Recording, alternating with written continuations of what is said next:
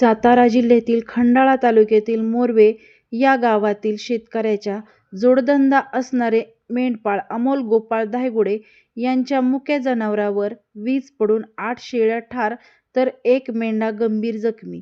या शेतकऱ्याचे अंदाजे नुकसान 2.5 ते 3 लाख रुपये एवढे झाले आहे.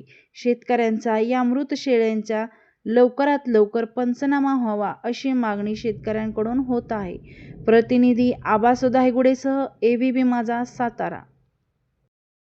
मोरेगावचे आमचे मेंढपाळ अमोल गोपाळ धायगुडे 5 वाजता अचानक विजांचा कडकडाट झाला व शेळी मेंढी ह्या सोनाडी शिवारात चालत असताना अचानक एक वीज पडली आणि त्यांच्या 8 शेळ्या आणि 1 मेंढा यांचा दुर्दैवी मृत्यू झालेला आहे.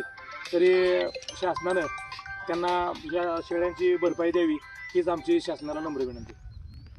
मोरेगावचे मेंढपाळ अमोल गोपाळ धायगुडे त्यांच्या शेळीच्या कळपावरती अतिशय दुर्दैवी असा घाला झाला.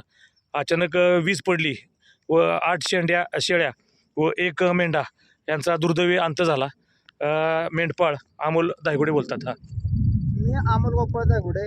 अचानक अवकाळी पाऊस आल्यामुळे माझ्या दुर्दैवी 8 शेळ्या आणि 1 नर अशा एकूण 9 मेंढ्यांची संख्या जागीच मृत्युमुखी पडल्यात.